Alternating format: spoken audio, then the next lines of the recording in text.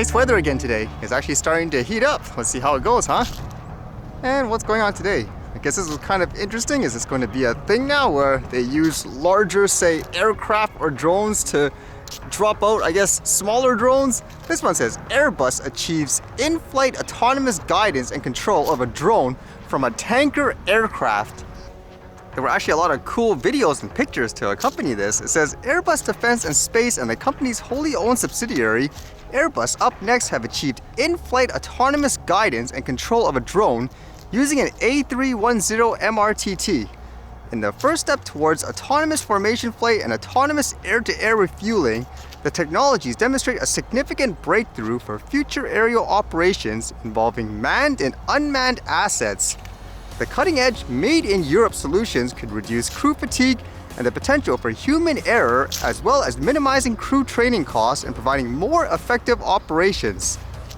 So how exactly was this done tech-wise? It says, known as Automate, the technologies were integrated on an A310 MRTT flying testbed which took off from Tarifa, Spain in 21st of March and on several DT-25 target drones acting as receiver aircraft and flying from Aeronautillo Test Center at Huelva, Spain.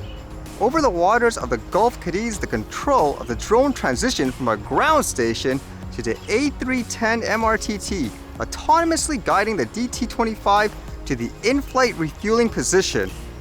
This sounds like it was quite a long flight test too. It says during almost 6 hours of flight tests, the 4 successfully launched receivers were sequentially controlled and commanded thanks to artificial intelligence and cooperative control algorithms without human interaction. Looks kind of cool overall, and it makes you wonder again, is this going to be a thing where everyone's going to try to develop ways to drop smaller drones out of larger aircraft and so forth? I remember one of those videos, I don't think it's real, they showed like this blimp that's supposed to be an Amazon blimp flying, I guess, across the sky, and then all of a sudden you see thousands of drones coming out of that blimp. I guess there's supposed to be delivery drones or something like that. But again, I don't think it was real, but could you imagine a feature like that where it looks like it's something right out of a sci-fi movie?